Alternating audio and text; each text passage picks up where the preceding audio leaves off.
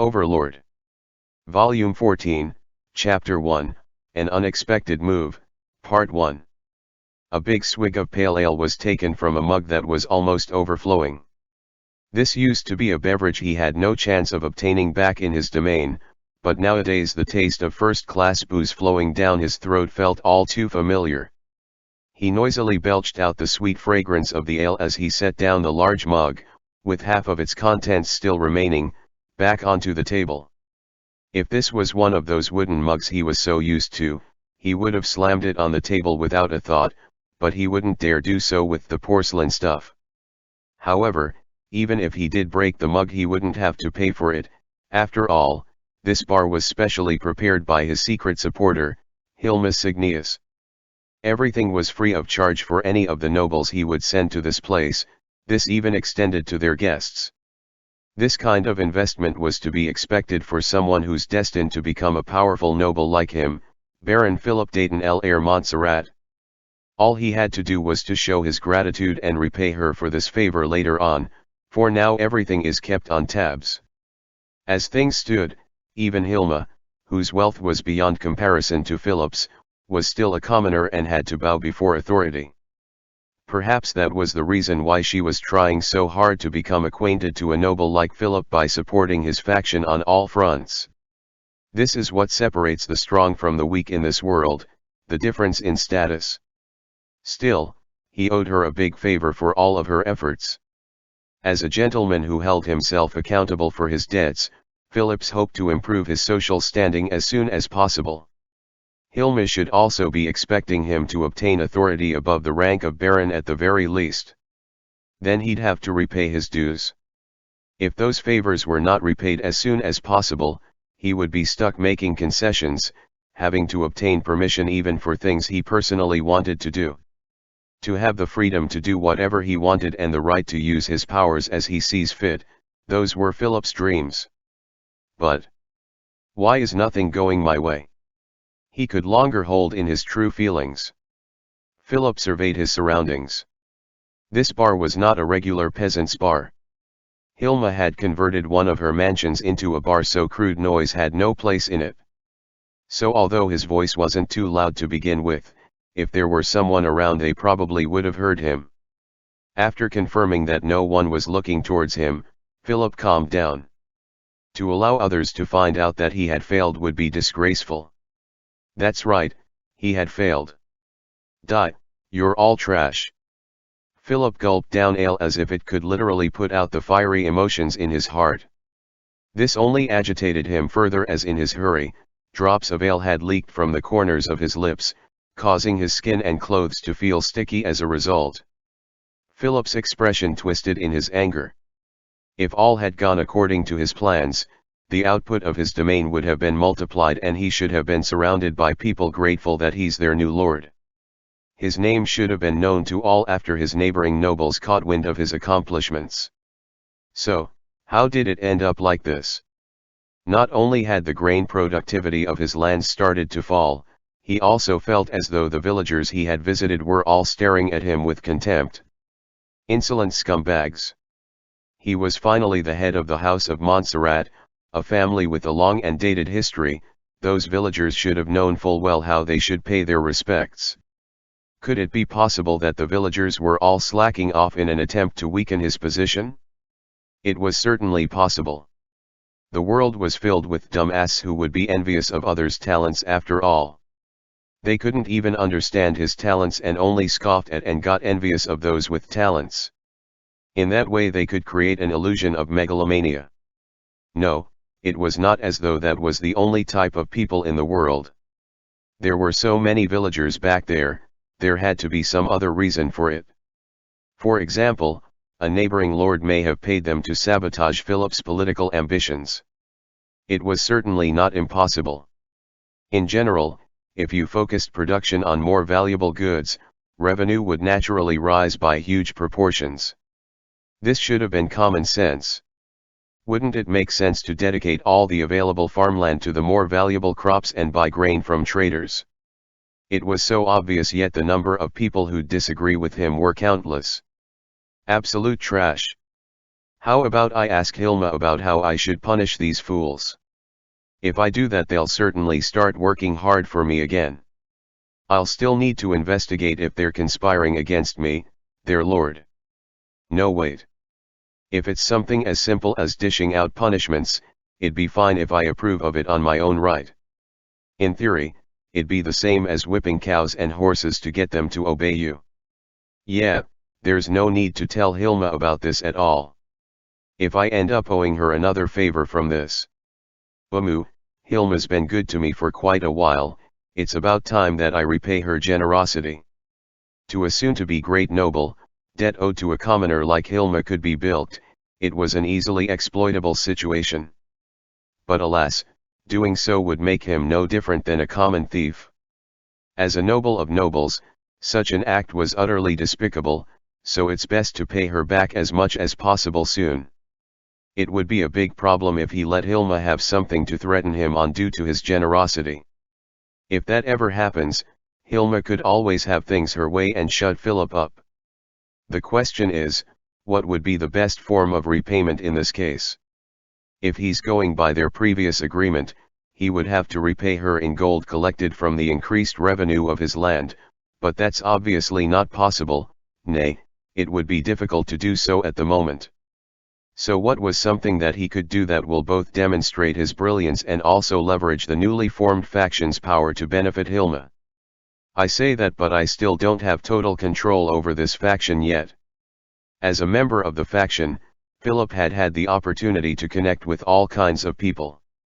Though the number of members supporting the idea that Philip should be the faction's leader was steadily rising, he hadn't gained the support from the entire aristocracy. Hilma had aided him in that pursuit, but considering his age, social standing, etc., there were still some major hurdles he had to overcome. If Philip was to be in their position, he would be inclined to agree with their decisions too. The same speech by a senior earl and a junior baron would not be convincing to the same degree. But doesn't that sound like they'll just be conforming to the traditions of the more established factions? Philip thought. Being members of a new faction, they could not act like some aging organization but rather introduce radical changes into the system. As a man with the courage to experiment and innovate, Philip was the perfect fit for the role of leader in this faction. All the other guys are just so inflexible. Blinded by his feelings of irritation, Philip did not notice his mug had somehow become empty. Oi! More booze. Yes, my lord. Some maid that looked like she's employed at the establishment was just passing by, so he barked his orders at her. After taking a deep bow, she walked away in an odd manner, as if striking a pose, and Philip was unable to take his eyes off of her. Was it because her uniform was too thin? One could make out the shape of her buttocks. Oof. An attractive derriere is obviously a desirable quality to flaunt with, but this maid had demonstrated a clear understanding of what constitutes an acceptable interaction between a superior and their inferior through her work ethic. This pleased Philip a lot. Philip had already borrowed 2 maids from Hilma who were not so dissimilar to the one he's staring at. These ladies would do anything you ask of them, you could even stiff their salaries. Every one of Philip's household matters had been handled by them. Hilma also recommended people like butlers and exclusive merchants. Though Philip wanted to fire those who had been under his family's employ for a long time and just keep his subordinates at hand, his father's fervent rejection of that proposal made him give up. Well, if he was the one paying for those servants, then he would have definitely fired them to save expenses. As Philip vaguely thought about these matters, someone spoke to him suddenly. "Oh hey, Baron Montserrat. What's going on? You seem troubled." He turned his head towards the source of the voice to see 2 nobles in front of him. They had inherited their baronies at the same time, friends who belonged to the same faction. One of them carried a large mug topped with ale while the other held a plate full of nuts. Oh! Baron Delvin and Baron Rokerson. Baron Delvin was a man who lacked the status and prestige expected of a noble of his rank due to his short stature and delicate constitution. The only aspect of him that matched with his status would be his raiments, so if he was to wear common clothes, no one would be able to tell that he was one with the aristocracy. As it stands, you could convince a large group of people into believing that he was just an actor pretending to be a nobleman for a comedic play. In contrast, Baron Rokerson cuts an imposing and sturdy figure. The man was thick in every dimension. Though he was a physically menacing man, he couldn't hold his own opinions without getting swayed by others. In Philip's eyes, Rokerson was more likely to be ordered around than order someone else around. Their DMSNES neighbored each other and it was a common sight for them to be working together. Philip remembered them due to a mental note he made to himself when they first met, that being, why not just work solo like me? Are these seats taken? Oh, please, do take a seat. Rokerson gave a gentle nod and sat down alongside Delvin. The maid seemed to have timed her entrance perfectly as she walked in with ale in tow. Here, cheers. It's our pleasure. According to legend, the act of clinking glasses together during a toast originated as a way to mix the contents of two cups together, proving that neither were poisoned. Philip knew of this fact and so used more force than was necessary. Alcohol was spilled onto the table. Oh! Some of it had landed onto Baron Delvin's clothing. It would be rude to say that his clothes had finally matched his appearance, but his garments, while noble-looking, were not fresh and clean. No, it would be more accurate to say that it was reminiscent of a more traditional style, something that Philip would wear in the past, like a hand-me-down from his elders. Philip felt pity. What he currently wore was top-tier fabrics he had instructed Hilma to prepare for him. In other words, those two were not valuable enough to warrant such a level of investment from Hilma. Philip contemplated the tragedy of the apparent difference in their future prospects compared to him as he asked, "So were the two of you here for drinks too?" That's right, that's right. We were just here for drinks and were pleasantly surprised to find that Baron Montserrat was here too, so we came over to pay our respects." "Right. It's just as you say, Baron Rokerson." No, what's this nonsense about paying respects? Aren't we equals? Comrades who are supporting each other. Oh. I never knew that someone as great as Baron Montserrat viewed people like us as equals. That does bring joy to our hearts. Right. It's just as you say. Now, if you will, please try some of these.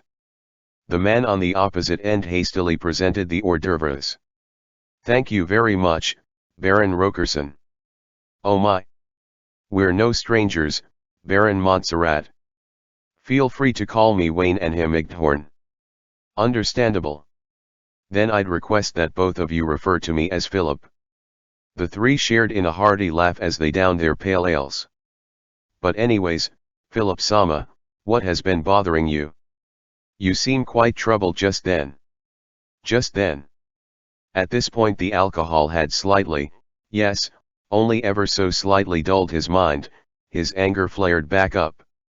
"Ah, those useless idiots keep giving me headaches." "Oh, I'm talking about the pariahs living on my land." "So that's why, I completely understand."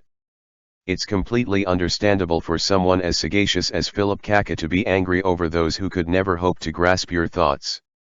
Common people like us aren't on the same level as you, right? Exactly, it's completely understandable for someone as smart as Philip Kaka to be angry over such matters. Philip was touched by their agreeing with him. They were nobles like him, so was it natural that they could understand his troubles? They too must also be perturbed by their own subjects' stupidity. "The two of you get what I'm going through." We do. Though I'm not as outstanding as Philip Kaka, I've also had my fair share of experience with the issues you're faced with." "Exactly, looks like we're out of ale, oi. What are you doing not pouring ale for Philip Kaka?" The maid that was summoned immediately brought over some ale straight to Philip. He raised his mug, now filled to the brim with ale. "Here, let us toast each other once more." The mugs were smacked together. Philip downed his ale. "Delicious." He felt as though the ale had never tasted better than in this moment. Perhaps it's because he's sharing a drink with his sympathizers. Most members of the new faction chose to distance themselves away from Philip, one reason being that Philip was at the helm of the faction.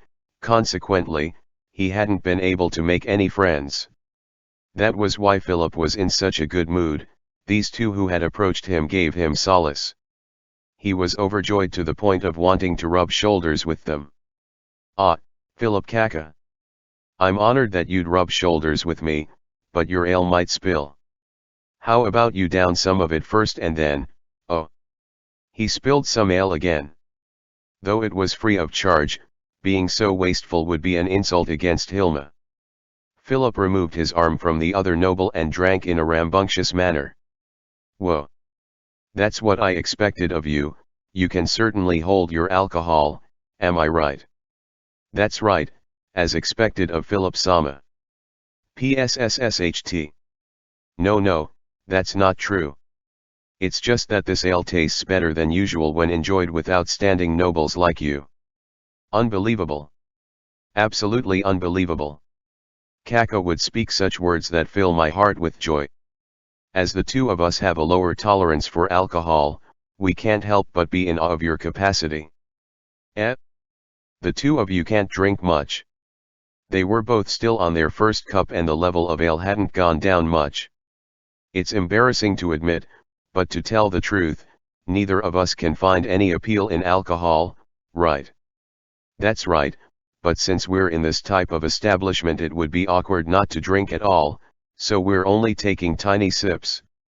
Because we can't hold our alcohol, we're quite envious of men who could, like Philip Kaka. Please, do take our portion as well."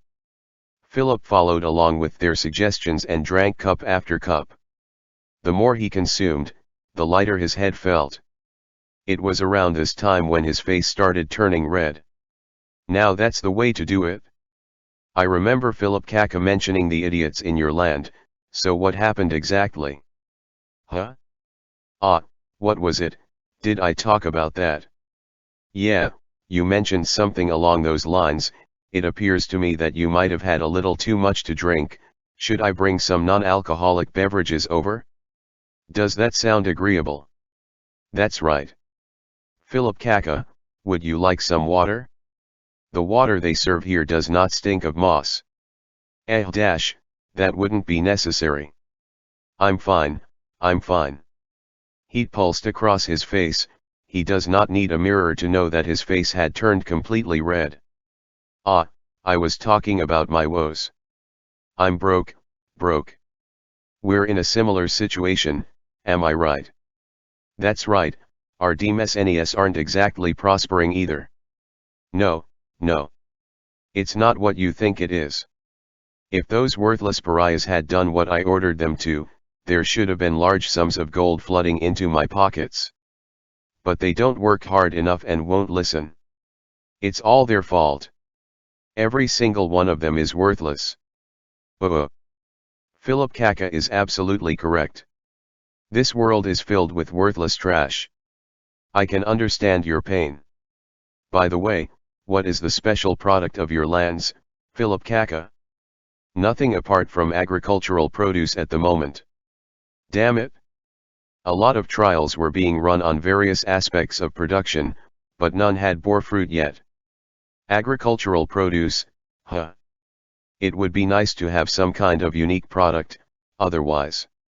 Typical agricultural products don't sell for much, but that's to be expected." The two noblemen spoke of a lot of their own opinions. They were correct. That was why there was a need to cultivate crops of higher value. It would be risky as it was probable that they would not be able to harvest the crop in the short run. The fact of whether a crop could be cultivated at all or not had to be investigated too. Even so, it was a necessary investment for the future, yet those lowly peasants would always use "our hands are full" as their excuse even in the face of a direct order. Considering that current situation, if nothing changes then I could only wait for a bad harvest so the price of grain would go up. What about your own Terry Dash? Wayne jabbed Horn with his elbow mid-sentence and then he moved closer to Philip to whisper. You're right, but even if a bad harvest occurs, the price won't necessarily rise. Did you know that there is a huge amount of cheap grain being transported from the Sorcerer's kingdom to the kingdom? So the price for regular produce is unlikely to fluctuate much, and it would be equally unlikely for any non-value-added product to fetch a high price. What? Ah, Philip Kaka, you're being too loud. Philip surveyed his surroundings in a frenzy, lowered his voice, and then said to Wayne, "Is that true?" The intel was obtained from trustworthy sources. It was being spread amongst a few of the merchants in the capital. Apparently the Sorcerer's kingdom had stored large quantities of grain in warehouses owned by the merchants in the capital. It was said that they were even allowed to sell them, but the Sorcerer's kingdom obviously had the priority input on how they were being used. So it wasn't merchants importing goods from the Sorcerer's kingdom to sell here, but rather, the Sorcerer's kingdom was storing food in the kingdom. That's right.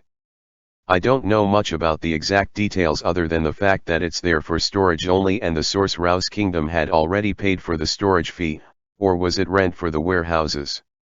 In any case, the merchants made money from that deal. It wasn't much, but it was still something. Do people just rent out their warehouses so easily? Normally it would be difficult to secure storage space. But wasn't that warehouse district attacked by that fiend? I heard a lot of the warehouses were empty, and so the owners happily leased them out. Therefore, as long as the grain remains there, the merchants are not likely to raise the price of food.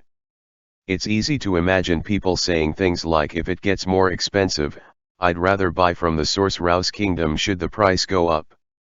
Oh right, did you know about Irantal's huge grain storehouse?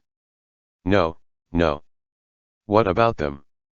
Within this huge warehouse enchanted with the spell preserve, there are places where food will never rot, courtesy of a magical item. Until recently, military rations for over 100,000 soldiers were painstakingly collected from neighboring lands in preparation for a war with the Empire annually. Food collection takes time, so it could rot during the process, not to mention that obtaining food was harder during some time periods. That huge storehouse was built to counter these problems. Apparently that the magical item wasn't something that could be transported elsewhere, so it was formally gifted to the Sorcerer's kingdom. That means the Sorcerer's kingdom's surplus grain could be stored there for years. Even if the food could last for many years, the Sorcerer's kingdom is a country with a single city, Irantal. How's it possible for them to produce that much food? Even if the rumor spreads throughout the kingdom, grain prices should only drop by a tiny bit at most, considering the kingdom's large population. Oh, about that. According to some credible rumors, the Sorcerer's kingdom is using undead creatures to work large swathes of farmland. As a result, they saw a tremendous boost in their grain productivity. That way even such a small territory could match the entire kingdom's output. If you think about it, we're talking about undead creatures that do not know of fatigue. But, well, if you think of that food being made by the undead, it's hard not to feel disgusted by it. What? That's just cheating. Philip couldn't help but yell. The Sorcerer King could easily accomplish what he couldn't get his subjects to do, no matter how hard he tried. All the pain that he had to suffer through, the Sorcerer King deserved as well. Or, perhaps he should also be using the undead for farming? That being said, it's not like there's nothing suspicious about it. After all, even if the undead work tirelessly around the clock, for them to match the entire kingdom's output is. Still, their agricultural output is quite high, there's no doubt about it. Right now, the Sorcerer's kingdom is sending food aid to the Holy Kingdom. Food aid. Jaldabaoth, the archfiend who had brought chaos to our royal capital, appeared in the Holy Kingdom. It seems like his rampage had caused some food scarcity issues, and the Sorcerer's kingdom responded by sending the food bought from the kingdom merchants as aid. A caravan with carriages full of grain passed through my territory the other day, so it has to be true. How much can remain in the merchants' warehouses if the food was used as aid to the Holy Kingdom? That's true. Still, it's a necessity to stockpile food in order to prepare for bad harvests. Plus, I don't think the Sorcerer's kingdom used up all the grain they had bought as aid. That made sense. If Philip were the Sorcerer King, he would have also used the surplus food, which had been sitting in storage for quite a long time, as aid. Exactly. Well, bad harvests don't happen that easily, right? That's why it's risky to wait for the climate to influence the situation. A better solution is required. For example, if the Sorcerer's kingdom's grain supply suddenly disappeared, then the food produced in Philip Kaka's domain should sell for a high price. That being said, you can't just do things like instigating a war with the sole objective of forcing the enemy to burn through their grain supply. It was at this moment when an idea was formed spontaneously in Philip's head. If the fact that grain does not sell for much even during bad harvests depended on the continued existence of the Sorcerer's kingdom's grain supply, what would happen if that were to disappear? There was only one answer. Grain prices would go up. Next question, how could one make the Sorcerer's kingdom's stockpile of grain suddenly disappear? The hint was in Wayne's words. The Sorcerer's kingdom's grain production must fall. But, this was not an easy task. After all, Philip couldn't just sneak into the Sorcerer's kingdom and burn all their fields, right? What about stealing the grain? The moment Philip thought of this solution, he felt as though a lightning bolt had just struck his body. To take a foreign country's property by force was, by common sense, an extremely dangerous action. Even without taking the consequences into account, Philip simply did not have the military strength to take on an entire country at this current moment. But, the kingdom should see the Sorcerer's kingdom as its enemy. After all, a significant portion of its own citizens was killed in the war. It would be strange to not view them as enemies. If that's the case, wouldn't it be a brilliant move to steal from an enemy? That way, Philip would be able to earn the support of the kingdom's ruling class, and perhaps there was even a chance he would be promoted to a higher position in light of his contributions. Not bad. Isn't this a great idea? As the cherry on top, he could also sell the grain that was taken from the Sorcerer's kingdom. This is like killing 3 birds with 1 stone. A plan that was so perfect it could not be improved upon. But, how will I rob them of the grain? Should I discuss it with Hilma and hire mercenaries? No, that's no good. Mercenaries don't have a sense of honor. Only idiots would leave a trail behind that could be traced back to them and be used as blackmail material. Following that logic, only his own soldiers could work. He'd call them soldiers, but in actuality, they would just be a few armed villagers. He had considered forming a corps with trained soldiers instead of villagers who could only do farm work. Paying said soldiers with the grain that they would seize would be an excellent option.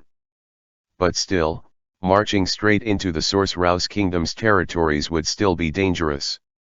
Philip's domain was some distance away from the Sorcerer's kingdom, so the cost of a marching army wasn't something that he could just shrug off. No, wait. Didn't he talk about some of the Sorcerer's kingdom's caravans passing through his lands? What if I attack those? Was Philip alone enough to take on such large caravans? There was a limit to the number of villagers he could mobilize, but an overwhelming numerical superiority, enough to make the enemy surrender without any resistance, was absolutely necessary. Are you two free to chat? I have a thing that I want to discuss with you all. We are. What's this thing?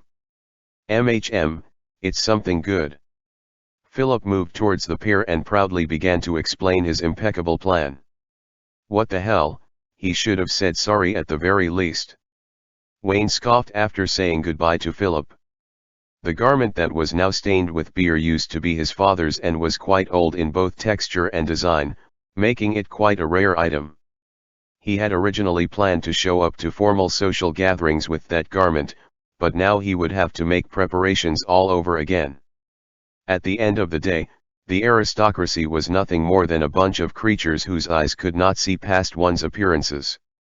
Clothing was naturally a part of the game, so what had just happened was absolutely unacceptable. But the truth was that Wayne was at the bottom of the upper-class society, so what good could have come from having some nice clothes? On the contrary, this shabby garment could signify the owner's weakness, and was therefore very useful for someone who wishes to be under the protection of their superiors. An outfit like this was a must-have for him to play the role of a weak nobleman on the stage that is a salon. So until he takes on the role of another character, he was under its care. That was why it was even more unbearable than usual to see it sullied. That is true. A voice besides him chimed in, prompting Wayne to turn to look at its source. Enough, that's enough.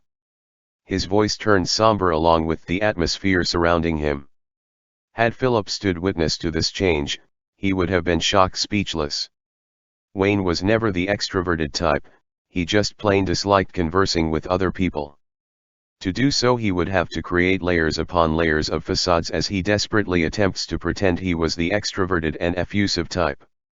Sorry dude, I really can't handle that kind of a guy, so you had to take care of most of it. Igthorn had switched from his previous personality too. His language was now so unrefined that none of the nobility would dare be caught using that language. No need, if you're really sorry, go practice a few of these pleasantries. Lower-level nobility like us have to put in real effort to appease those at the top. Life's just getting more and more difficult. I thought that once we inherited the barony we'd be able to join the racket of the aristocracy. Shameless flattery and ingratiation, just those two things alone annoy the shit out of me. What are you talking about? Peasants have to deal with the same shit. Never mind who has it worse, everybody who's working under somebody has to be a bootlicker of sorts. And that's why I never wanted to grow up. Man, I miss the days when we were carefree enough to swing sticks around and pretend to be dragon slayers. There's no going back, so don't think about it. Anyways, just learn to flatter others. That brainlet seems to be a good candidate to practice on, right? Even if we fuck it up, our losses would be small. To noblemen of the higher echelon or those with more experience in life, basically those who had seen it all, nothing could satisfy them unless it was made to perfection. That was why they had to gain experience every time they had a chance. For real? Well, the next time we meet him I'll try extra hard to put on a face. Yeah, that'll do, that'll do. No one dislikes pleasantries. If someone you're talking to is annoyed at you, it just means that your ability to hold a conversation isn't there yet. Igthorn, I know this is hard. I'll make up for your flaws and you can make up for mine, that was our deal, but you can't just stop trying to overcome your own weaknesses because of that. It's not like we'll be with each other forever. Though Wayne might be more intelligent than the average person, he was completely outmatched in terms of athleticism. Igthorn was the complete opposite. If they were of the same type, perhaps they would have been competitors instead. It was for this reason they were grateful for the fact that neither of them thought of each other that way. It was unusual for neighboring lords to be friendly with each other, but since they were the third and fourth sons of their family, they weren't indoctrinated with animosity from the past. That was why they were so close. Most importantly, they had chemistry. Is that so? So, what about what we discussed with him? Absolutely terrible. Wayne did not hesitate for a second before answering his friend's question. For someone like him to be at the helm of the faction was just far too dangerous of a situation. But, wasn't that guy easily manipulated? That's true. This faction was, frankly speaking, a garbage dump. Its members were only in it to capitalize on their status as noblemen, and had absolutely no interest in developing their lands. Like a child with an iron sword, they abused their windfall authority. They had accomplished nothing whatsoever, yet were overconfident enough to believe they were omnipotent. These people were beyond saving. Even someone like Wayne could understand that he was just a completely ordinary nobleman, yet they couldn't. The faction was full of that kind of people. It was safe to say that because of this, the faction had a huge problem. The Sorcerer's kingdom storing grain in the capital is a disturbing development because they theoretically have complete control over its market price. They'll definitely raise the prices due to our bad harvest this year. What's even more terrifying is the fact that the nobles who are optimistic about such a blatant trap and have switched their farmlands to only grow cash crops aren't the minority. Their mentality is that even if anything bad were to happen, they could get through a famine by importing grain from the Sorcerer's kingdom, even if the price is a bit higher. A lot of landed nobles in this faction had this mentality. Despite his attempts to subtly hint at the perils of doing so, their attitudes clearly demonstrated their belief that they alone would not be affected by it. They were determined to put their plans into action. We lost a great amount of our labor force in that war. It's easy to see that they're fixated on the short-term profits based off of how they're distributing their remaining workforce alone. To let go of petty gains and instead focus on long-term profits should have been common sense for those at the top of the hierarchy. So to even think of robbing a Sorcerer's kingdom's caravan of grain is evidence that he's got brain damage. Surely no one is stupid enough to not understand that attacking a caravan that's flying the Sorcerer's kingdom's flag would be treated as a declaration of war and would result in serious retribution? Even if he's this holed up. Were we being deceived? It was certainly possible that they were being set up and he just couldn't figure out what that man's goal was. Perhaps it wasn't such a bad choice to accept his proposal after all. No, aren't you overthinking? It's probably because he was really that much of an idiot that he didn't consider the potential consequences at all while he was coming up with that plan. Hey now, Wayne smiled bitterly, to not consider the consequences of attacking those carriages at all. Can an idiot of that magnitude really exist? Well, if you put it that way. At any rate, there was no plausible way that a noble without common sense would be chosen to inherit his family's title, hence, Philip must have had a goal. What could his goal be? It's best if we consult Signius, right? No, don't tell her. Hilma Signius, the woman who did everything in her power to establish this faction. It was rumored that she was a lover of a certain earl, but the formation of this faction would not have benefited said earl in any shape or form. And so, the origin of her overly plentiful funds and wide connections remained a mystery. It was probably an organization, not an individual, that was behind the woman. By the simple process of elimination, one could easily arrive at which organization would have had such capabilities. The Eight Fingers. The crime syndicate controlling the kingdom's underground society. In that case, Hilma was probably someone who could be readily discarded, like a mannequin. No, Wayne's intuition told him.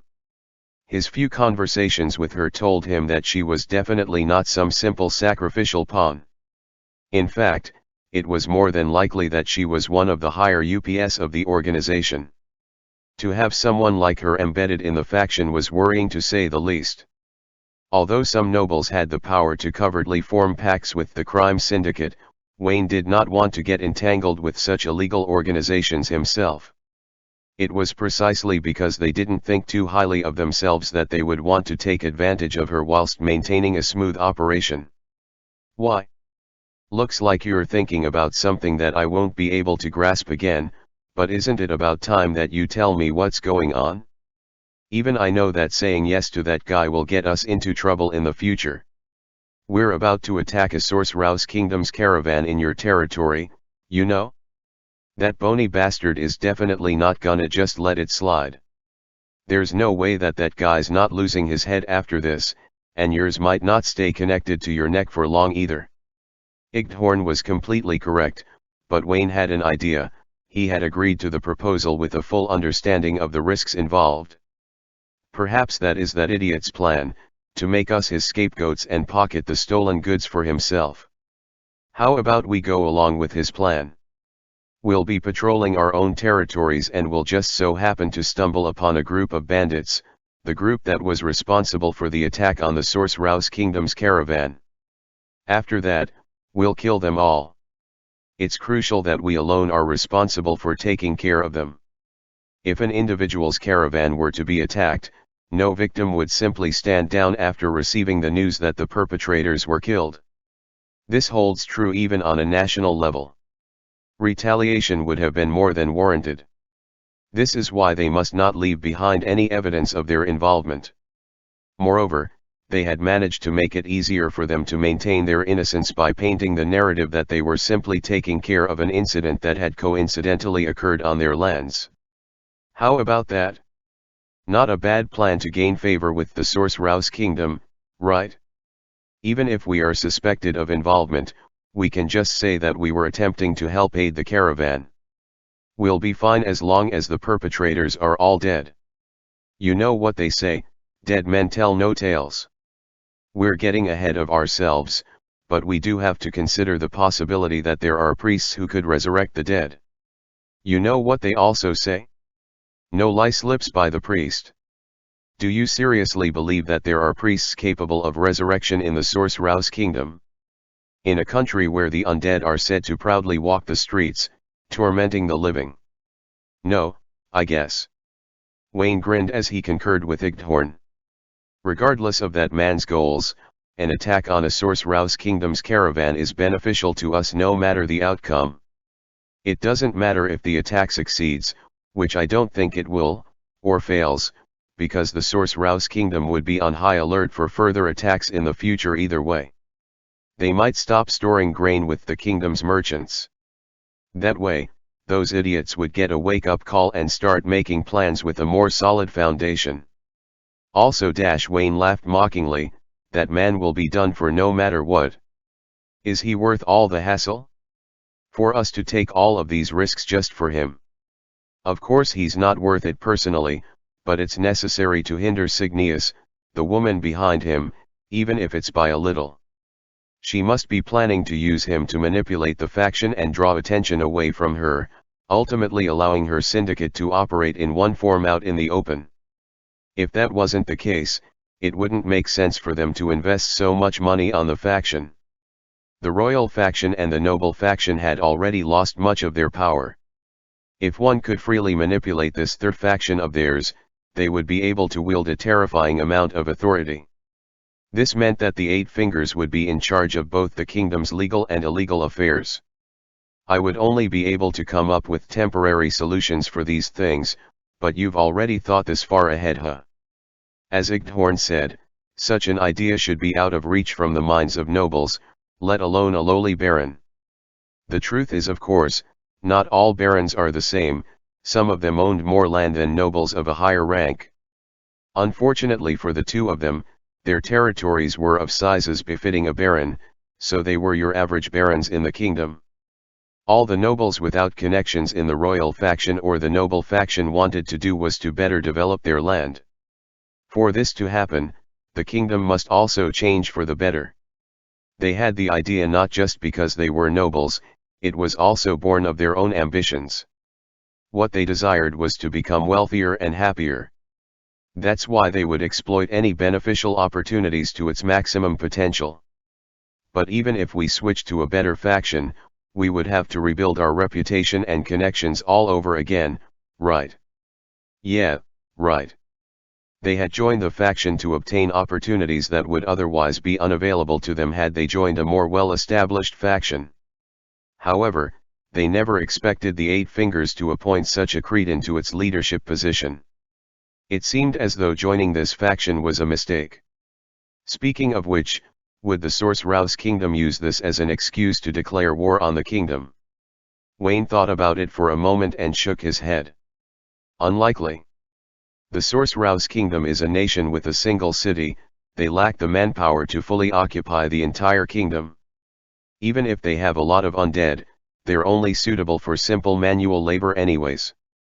They can't properly manage a country, so even if war was declared, they would only ask for land that is closest to them at most. It shouldn't be an issue for nobles like us whose land is far from the Sorcerer's kingdom. Now then. He raised up a clenched fist as he spoke and Igthorn mirrored his movements to give him a fist bump. Let's do this. Yeah,